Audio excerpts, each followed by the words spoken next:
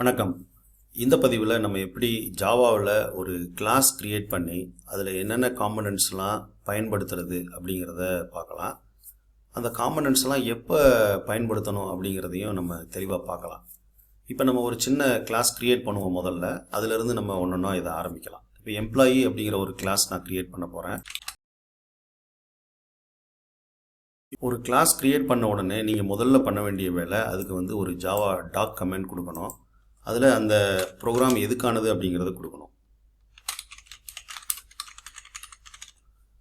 அது உங்களோட நேம், அது எப்போ நீங்கள் க்ரியேட் பண்ணீங்க அப்படிங்கிறதெல்லாம் இந்த மாதிரி அனோட்டேஷன்ஸ் வச்சு கொடுக்கணும். இதில் நிறைய அனோட்டேஷன்ஸ் இருக்குது. நீங்கள் சிம்பிளாக டைப் பண்ணி நீங்கள் கண்ட்ரோல் ஸ்பேஸ் பார் கொடுத்தீங்கன்னா என்னென்ன அனோட்டேஷன்ஸ் இருக்குதுன்னு காட்டும். இதை பற்றி நம்ம தெளிவாக இன்னொரு பதிவில் பார்க்கலாம். இப்போதைக்கு ஆதர் நேமோ டேட் எப்போ அது க்ரியேட் பண்ணப்பட்டுச்சு அப்படிங்கிறது போதும். ஒரு ஜாவா ப்ரோக்ராமில் எத்தனை கிளாஸஸ் வேணாலும் இருக்கலாம். அதில் ஒரு கிளாஸ் தான் பப்ளிக்காக இருக்கணும். அது ஜென்ரலாக மெயின் மெத்தடோட கிளாஸாக இருக்கும். இப்போ நம்ம என்ன பண்ணுவோம், இந்த மெயின் மெத்தடை இதிலிருந்து எடுத்துடலாம். நமக்கு மெயின் மெத்தட் தேவையில்லை. நமக்கு ஒரு பிளைன் கிளாஸ் மட்டும்தான் தேவை.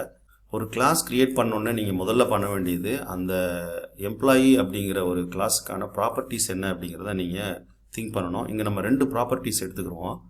நேம் எடுத்துக்கலாம், அதுக்கப்புறம் அவரோட சேலரி எடுத்துக்கலாம். உங்கள் எல்லாருக்கும் தெரிஞ்சிருக்கும், ஜாவாவில் டேட்டா என்கேப்சுலேஷனை அச்சீவ் பண்ணுறதுக்காக ப்ராப்பர்ட்டிஸ் எல்லாம் நம்ம ப்ரைவேட்டாக தான் கொடுப்போம். அதனோட கெட்டர் அண்ட் செட்டர்ஸை நம்ம பப்ளிக்காக டிக்ளேர் பண்ணுவோம். அதுக்கப்புறம் அந்த கெட்டர் அண்ட் செட்டரை வச்சு தான் நம்ம அந்த ப்ராப்பர்ட்டிஸோட வேல்யூஸை வாங்குறதோ இல்லை அதுக்கு இனிஷியலைஸ் பண்ணுறதோ நம்ம செய்வோம். இப்போ இது முடித்த உடனே நம்ம அடுத்து பண்ண வேண்டியது, அந்த கிளாஸில் நம்ம கன்ஸ்ட்ரக்டர் க்ரியேட் பண்ணிக்கலாம். கன்ஸ்ட்ரக்டர்னு எடுத்துக்கிட்டிங்கன்னா நம்ம no argument constructor, parameter constructor அப்படின்னு சொல்லி நிறையா க்ரியேட் பண்ணலாம். ஜென்ரலாக பார்த்தீங்கன்னா நீங்கள் ஒரு நோ ஆர்குமெண்ட் கன்ஸ்ட்ரக்டர், ஒரு பேராமீட்டரைஸ் கன்ஸ்ட்ரக்டர் வச்சுக்கிறது நல்லது. எல்லா எடிட்டர்லையும் பார்த்தீங்கன்னா உங்களுக்கு இந்த கன்ஸ்ட்ரக்டர் க்ரியேட் பண்ணுறது, கெட்டர் அண்ட் செட்டர் க்ரியேட் பண்ணுறதுக்கான அந்த ஆப்ஷன்ஸ் இருக்கும். அதை சிம்பிளாக செலக்ட் பண்ணி நீங்கள் பண்ணிக்கலாம். இது ஒரு பேராமீட்டரைஸ் கன்ஸ்ட்ரக்டர். இதே மாதிரி நம்ம ஒரு நோ ஆர் கன்ஸ்ட்ரக்டரும் க்ரியேட் பண்ணிக்கலாம். பண்ணியாச்சு. இப்போ அடுத்து நமக்கு தேவை இந்த ப்ராப்பர்ட்டிஸுக்கான கெட்டர் அண்ட் செட்டர். அதுக்கும் நம்ம இந்த எடிட்டர் ஃபீச்சரை யூஸ் பண்ணிக்கலாம். கெட்டர் அண்ட் செட்டர் க்ரியேட் பண்ணிட்டேன். கெட்டர் அந்த ப்ராப்பர்ட்டியோட வேல்யூ வாங்குறதுக்கு பயன்படும். செட்டர் அந்த ப்ராப்பர்ட்டியில் வேல்யூ அசைன் பண்ணுறதுக்கு பயன்படும். இப்போ அடுத்து கடைசியாக toString அப்படிங்கிற ஒரு மெத்தடை நம்ம யூஸ் பண்ணிக்கலாம். இப்போ பாருங்கள், எந்த ஒரு கிளாஸ் நீங்கள் க்ரியேட் பண்ணாலும் அதில் செட் ஆஃப் ப்ராப்பர்ட்டிஸ் இருக்கணும். அதுக்கான no argument constructor and parameterize constructor வச்சுக்கலாம். பேராமீட்டர் கன்ஸ்ட்ரக்டர் நீங்கள் டிஃப்ரெண்ட் பேராமீட்டர்ஸில் கூட யூஸ் பண்ணிக்கலாம், அவங்களோட ரெக்யர்மெண்ட்டுக்கு தகுந்த மாதிரி. அதுக்கப்புறம் கெட்டர் அண்ட் செட்டர் மெத்தட் கண்டிப்பாக இருக்கணும். ஒரு toString, இந்த toString அந்த ப்ராப்பர்ட்டிஸோட வேல்யூவை நமக்கு ஒரு ஸ்ட்ரிங்கை ரிட்டர்ன் பண்ணுறதுக்காக பயன்படும். இல்லை இன்னொரு முறையில் சொல்ல போனால் அந்த ப்ராப்பர்ட்டிஸில் இருக்க எல்லா வேல்யூவும் டிஸ்பிளே பண்ணுறதுக்கு நமக்கு பயன்படும். அப்படி யூஸ் பண்ணிக்கலாம். இப்போ இந்த மாதிரி ஒரு கிளாஸ் க்ரியேட் பண்ணிவிட்டு இதில் இருக்கக்கூடிய இந்த காம்பனன்ட்ஸ், அதாவது properties, constructor, getter and setter, toString, இதெல்லாம் எப்போ யூஸ் பண்ணுறது அப்படிங்கிற ஒரு குழப்பம் நமக்கு வரும். அதுக்கு நம்ம ஒரு சின்ன ரூலை நம்ம இங்கே பயன்படுத்தலாம். உங்களுக்கு தெரியும், இந்த டைனமிக் ப்ரோக்ராமிங்கில் CRUD அப்படிங்கிற டெர்மினாலஜிஸ் யூஸ் பண்ணுவாங்க. Create, retrieve, update, delete.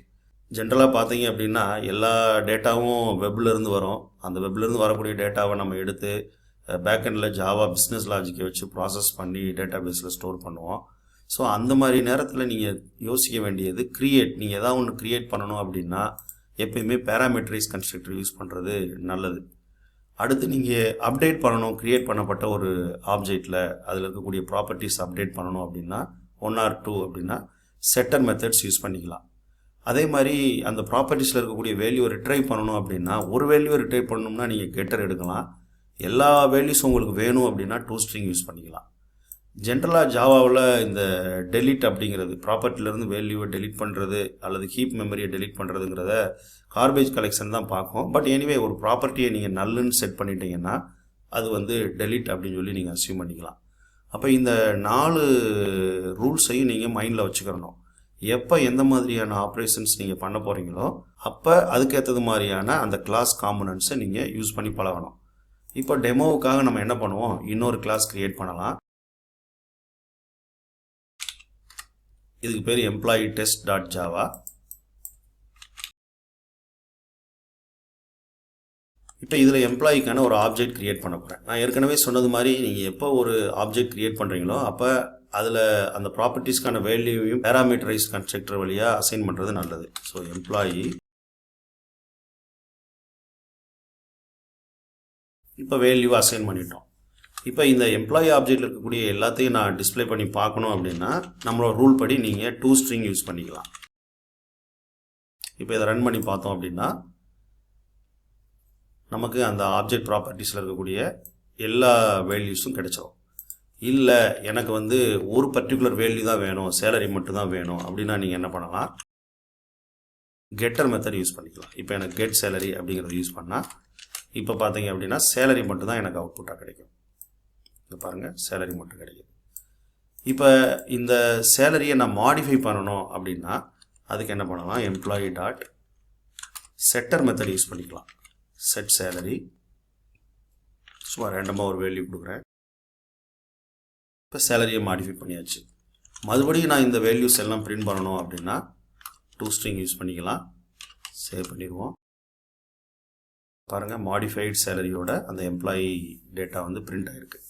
இந்த மாதிரி நீங்கள் எப்போ எந்த கிளாஸ் காம்போனன்ட்ஸை யூஸ் பண்ணணும் அப்படிங்கிறத முறையாக புரிஞ்சுக்கிட்டு பயன்படுத்தணும் அப்படின்னா அந்த ப்ரோக்ராம் வந்து ப்ரொஃபஷ்னலாக ஒரு சரியான ப்ரோக்ராமாக இருக்கும். நன்றி.